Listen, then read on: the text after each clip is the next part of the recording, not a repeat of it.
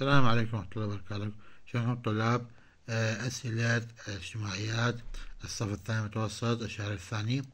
أول شيء عرف ما يأتي: الكتاب، تقويم بلدان، التجارة الخارجية، الصناعات التحويلية، الصناعة، الكبريت.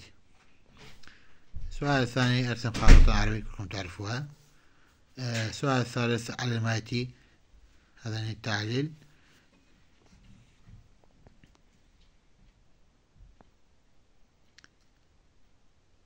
أول شيء: سبب هجرات مستمرة بين سكان الدول العربية. شنو السبب؟ تعد مناطق السهلية من أفضل الأماكن التي يركز بها السكان. 3. سبب تنوع الثروات المعدنية في العالم العربي. شنو سبب؟ هذا السؤال الثالث هو ألف باء جيم. باء: شنو ما هي خصائص النفط العربي؟ جيم: ما هو عوامل القيام والصناعة؟ السؤال الرابع عندنا صح وخطأ.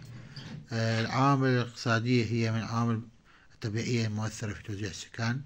كان أهل مكة رحلات تجارية منها الشتاء إلى الشام. الكبريت من خامات فلزية. صح وخطأ. من مقومات بشرية للزراعة في العالم العربي هي الصناعات التحويلية. مدرس المادة.